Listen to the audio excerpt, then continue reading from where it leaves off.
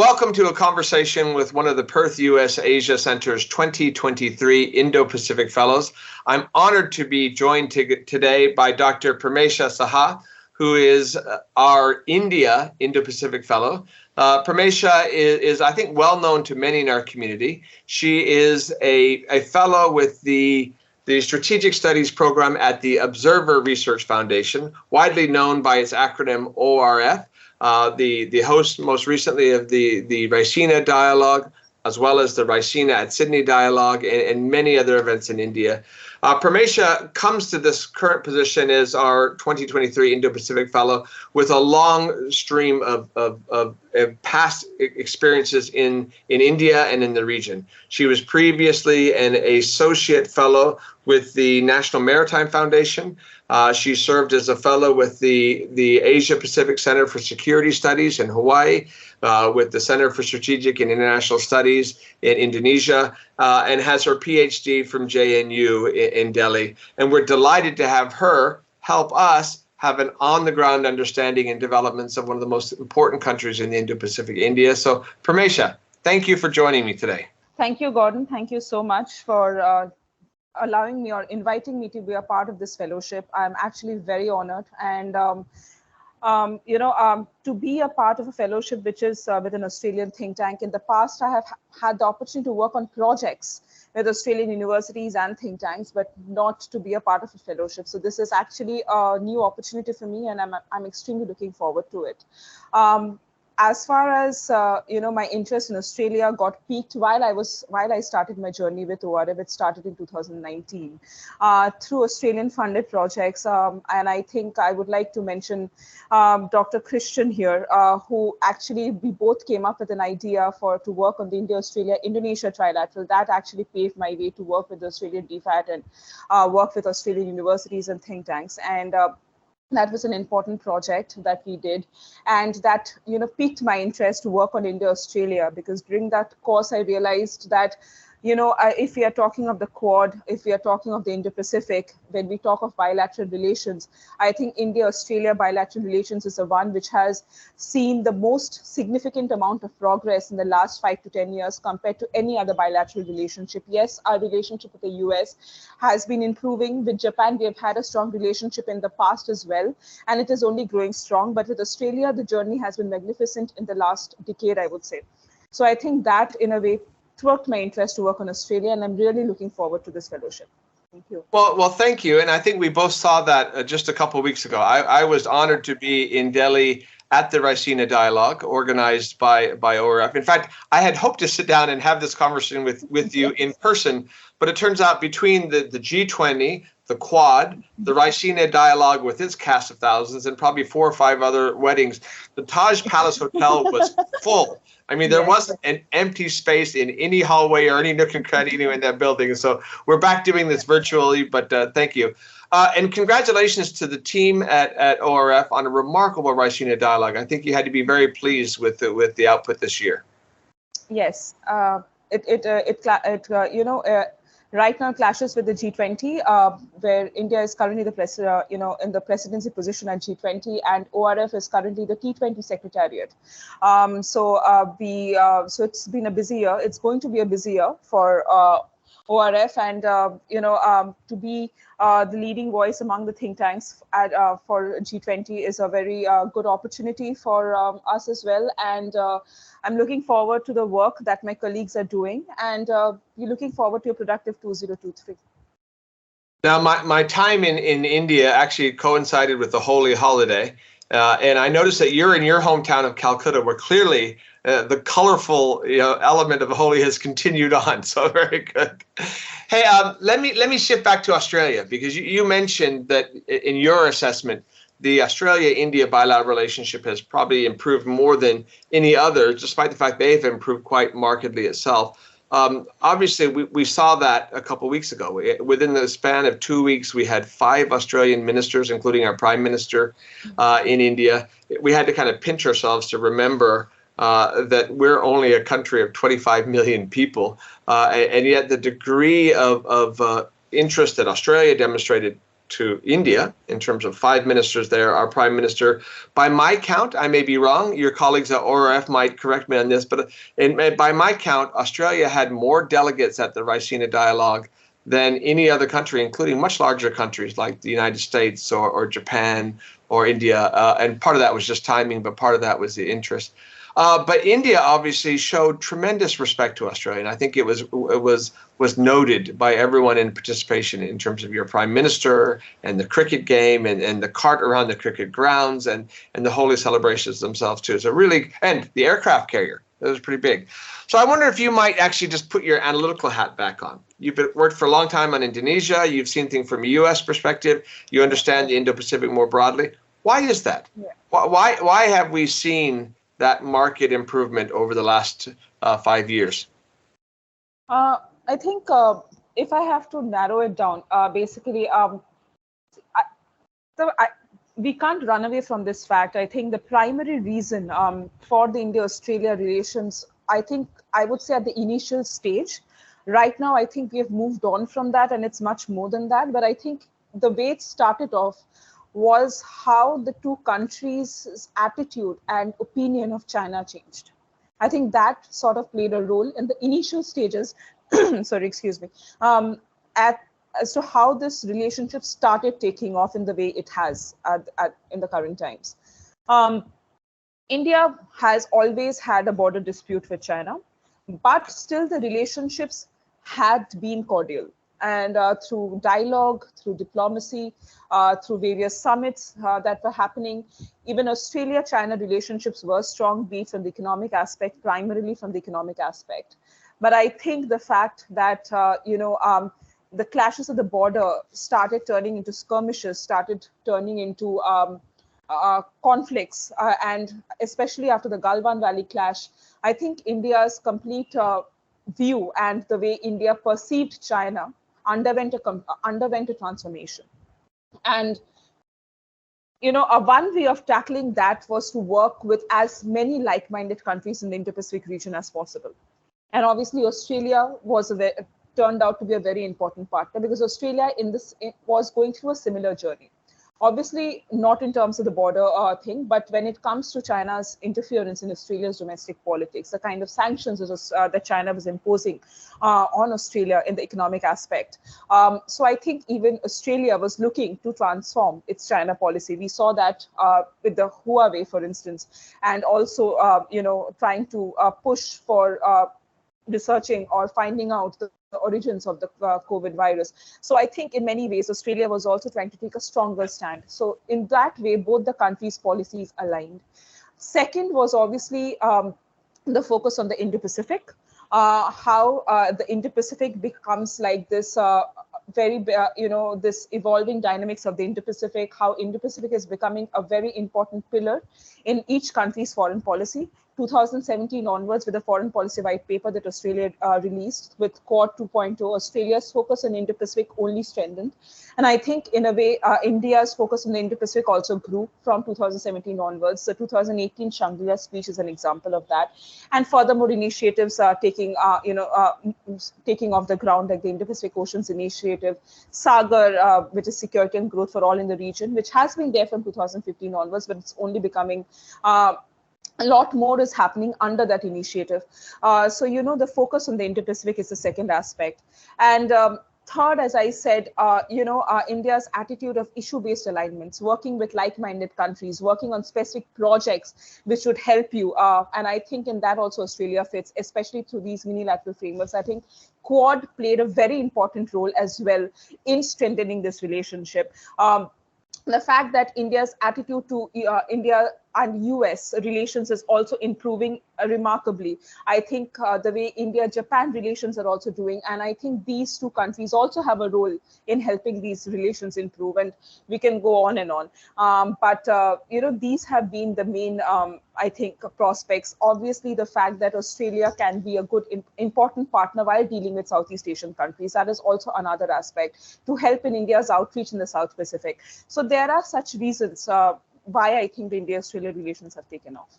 Well, thank you. That's really clear analysis, and obviously it has a lot to do with changing perceptions of China and China in the region, but you made a really strong case that it's not just about China. There are those other 4 points that you made it very clearly, so thank you very much. I wonder if I might get you to put on your concern hat then. So looking forward, things have really gone well. I mean, 5 years ago, literally just 5 years ago, the primary narrative in Australia-India relations was our exclusion from the Malabar naval exercises, right? And Australia feeling put out, and India feeling they couldn't quite trust Australia. And it's a long way from that to where we are today, where Australia has been asked to host Malabar, where we just had this tremendous outpouring of mutual affection in India over the last several weeks. Looking ahead, are there trends or developments, say Ukraine, relations with Russia, other areas that you think that we should monitor that pose a risk to this trajectory? So I think when it comes, let me take it in two parts. The Malabar, for instance, I think obviously this is an informal discussion, and I'm a researcher at the first go. So if I have to speak very unbiasedly, I think Australia had been pitching to join the Malabar since a very long time. And it was a bit of India's hesitance, which was, which did not let this endeavor take off initially. But I think, as I said, the Quad has evolved in a big way. And I think one of the reasons, and once Australia joined Malabar, I think the debates which started taking place is now the Malabar exercise, is it a symbol that the Quad has now become like a military grouping, for instance? And I think the Quad has made it very clear that it is anything but a security grouping. It is anything but a military grouping, because security has a broad spectrum of things that it covers. And I think that was clear at the recent Raisina panel as well of the foreign ministers, right, where all the four of them completely stress that it's not a military grouping.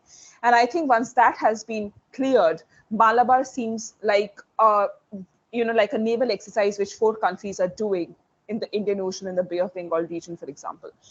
So I think that is how they are perceiving the Malabar exercise to be, as a sign of the 4 countries working together in the maritime domain for maritime domain awareness, capacity building, naval exercises, training, that aspect. Second, if we are trying to look at challenges in the Australia-India relations, I think obviously it was very clear that India's stand in the Russia-Ukraine crisis is very different from the other Quad countries, not only just Australia, it's different from the other 3 Quad countries as well. But I think they have also realized, and there have been a lot of statements from the Australian side, that they understand the reason for India's stand, which is different from from Australia or Japan or India. India obviously is against the war. The fact that it impinges on the international law rules-based Indo-Pacific, but obviously our stand is a little is different. But in terms of providing humanitarian aid, India has done its bit in that aspect.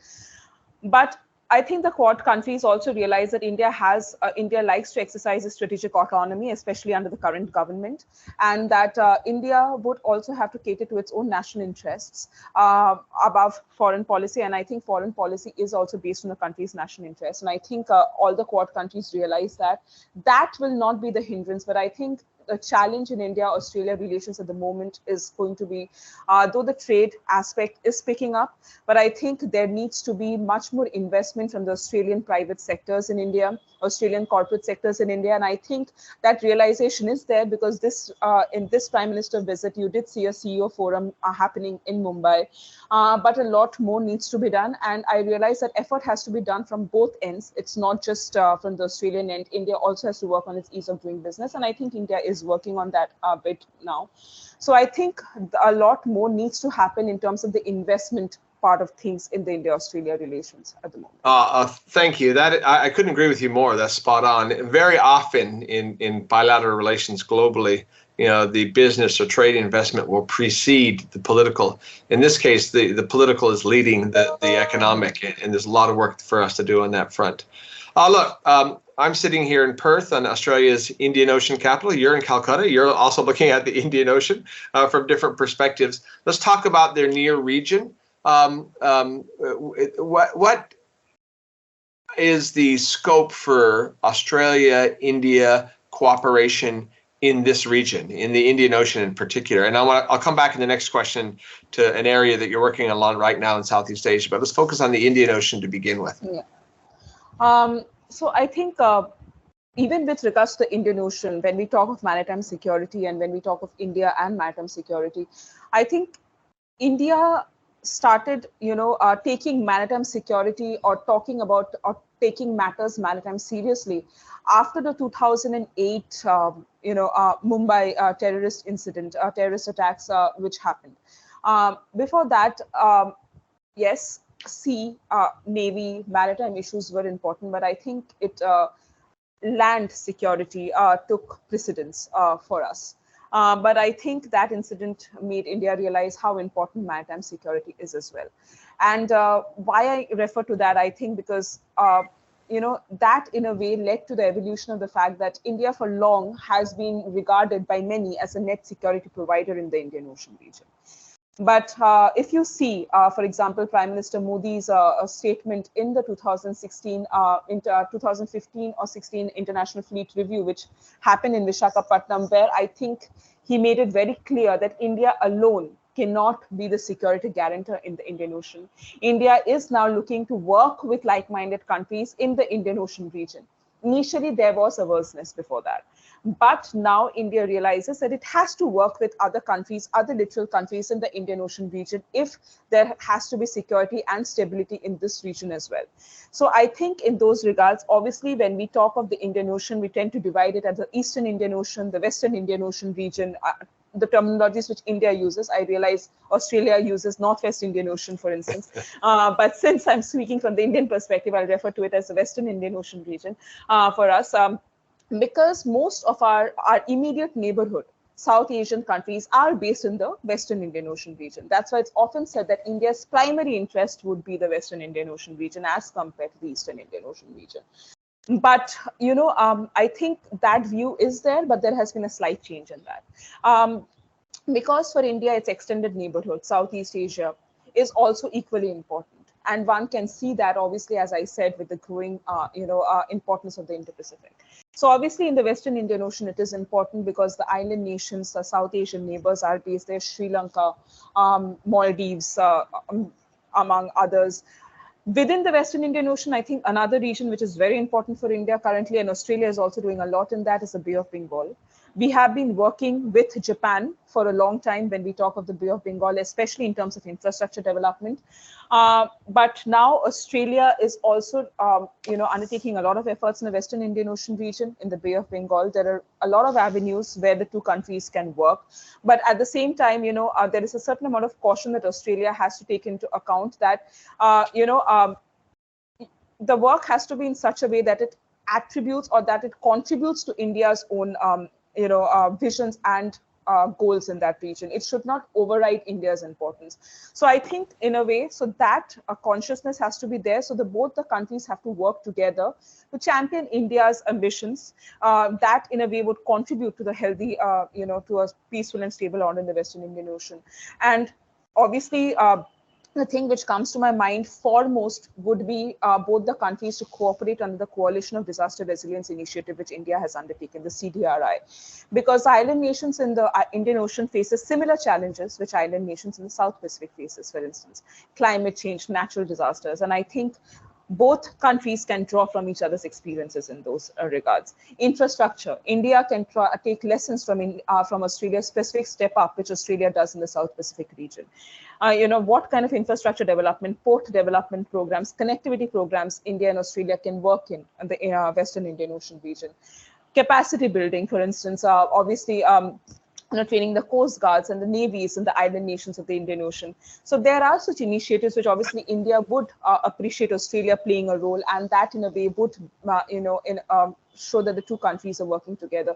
In the Eastern Indian Ocean region, I think from India's naval deployments, if one visits Indian Navy websites, a frequency of India's naval developments in the Eastern Indian Ocean region and the Western Pacific has only been growing in frequency. So I think India's focus has been there as well. It's wrong to say that the Eastern Indian Ocean region is not so much our interest. It is our interest, and that is very visible from the the naval deployments which are happening. Even currently, the ship visit which happened in Indonesia, we are doing bilateral. We are doing naval exercises also with Indonesia, the Samudra Shakti, for instance. So there are such initiatives which have which India is undertaking. So I think in ways there are there are ample avenues for the two countries to work together in the Indian Ocean region. Well, obviously, Australia itself has its own Indian Ocean territories. I myself had a chance to visit the Cocos Keeling Islands, which are 4-hour flight here from Perth, but right there at the end of the Andaman Island chain, rather. So tremendous interest there. Look, you've spent some time in Jakarta. A lot of your current research is focusing on Southeast Asia in particular. This is kind of a continuation of that same conversation. In some respects, the Quad, has at the center of its focus the contest for, competition in, desire for a changed or enhanced relationship with the countries of Southeast Asia. So I wondered if you might just give us a little bit of a perception of India's strategy in Southeast Asia with a particular focus on Indonesia and how that factors into our conversation. So I think, question, I know. Yeah, no. But when we talk of, I think in 2014, when with the coming of the current government, when Look East got a new nomenclature, the Act East, the question that came up was, what different would India be doing with Southeast Asia? So I think, obviously, when we talk of the Act East, and right now, I think one of the differences within the Look East and Act East was obviously Look East had several phases. In phase 2 or phase 3 itself, India's focus broadened from not just Southeast Asia, but to also look at East Asia, but also to look at Oceania region, for instance. Act East within has, that's why, sometimes been termed as India's Act East is the main pillar or the policy which is guiding India's Indo-Pacific vision. That has sometimes been, it is usually referred to as that, because India's Act East covers this entire Eastern domain. In terms of difference, I would say that one thing India has as its advantage when it comes to Southeast Asia is a trust factor. India does not have any outstanding disputes or which would impact the trust issue when it comes to Southeast Asia. I think when we talk of countries like China, given the South China Sea dispute, there are issues of trust. India has that to its advantage. There is no issue of trust there. We talk of a history and civilizational link. Obviously, that if I have to talk in strategic terms, only adds on to the trust factor which is there. Second is obviously, I have always said this, India needs to do much more in Southeast Asia because, when we talk of Southeast Asia, there are two ways of engaging. One, you engage with ASEAN as an organization, and then you engage bilaterally with countries. Because even if you look within Southeast Asia, every country has its own unique view of things, of issues in global politics. Obviously, they come up with a united stand within ASEAN, but when we talk of internal dynamics, views on certain things are different. So obviously, that bilateral relation is important to cultivate. But when you talk of engaging with the ASEAN, a different attitude, a different you have to engage with ASEAN in a different manner than you're engaging bilaterally with countries. So when I talk about bilateral relations, I think India-Vietnam relations have been, improving in a huge way. With Singapore, we have very strong connections. With Indonesia, we need to do much more because I think currently Indonesia is looking for strong economic partnerships with most countries. And when we talk of economic partnerships, I think in that domain, India obviously has to contribute in infrastructure development programs in Indonesia that would only strengthen the relationship. But India alone cannot be doing it.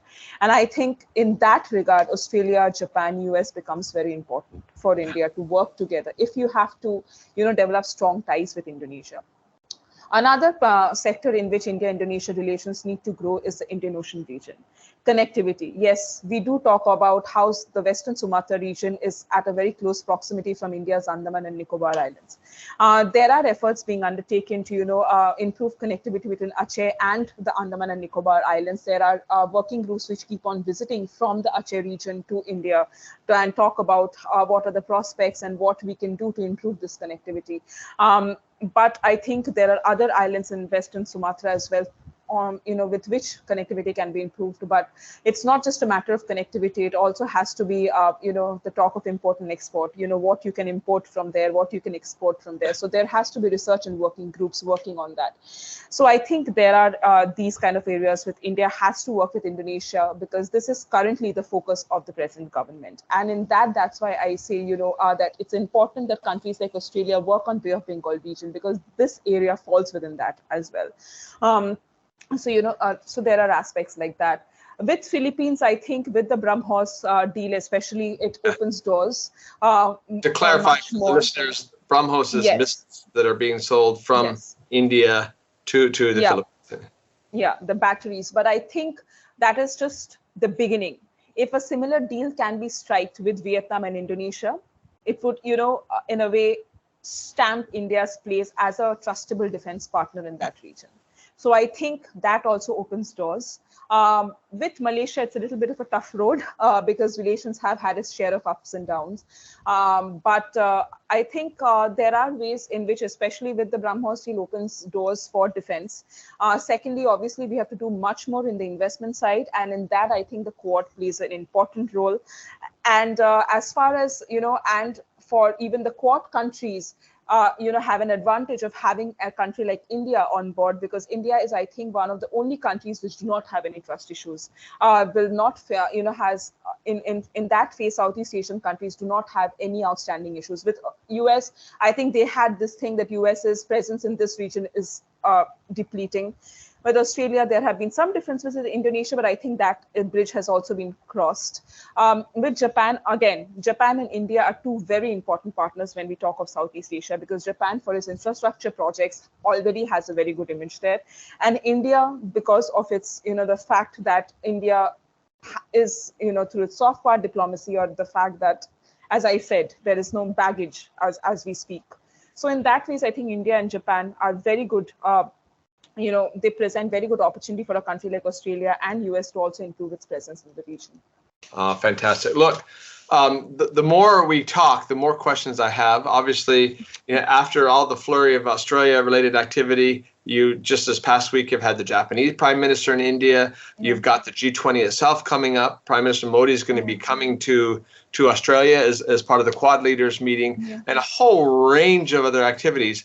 But that obviously, this conversation just whets our appetite for the conversations to come.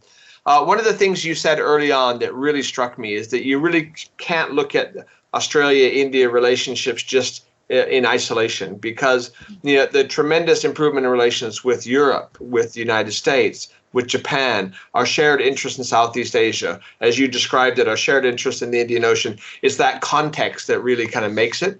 And it's in that context that we at the Perth USAsia Centre are delighted to have Dr. Premesha Saha as our 2023 Indo-Pacific Fellow. So it's my great honor to be able to share this conversation with the community. We look forward to kind of your analysis, we'll share more broadly, and to engaging with you both virtually, but even better still in person over the course of the year. So Premesha, thank you for your time, and thank you for sharing your insights, and thank you for serving as a 2023 Indo-Pacific Fellow. Again, it's an honor for me, and I'm looking forward for much collaborative opportunities, not only within this frame of 2023 fellowship, but I think even beyond that, at a personal level and also at an organizational level. So thank you for having me. Agreed. Thanks. Appreciate it.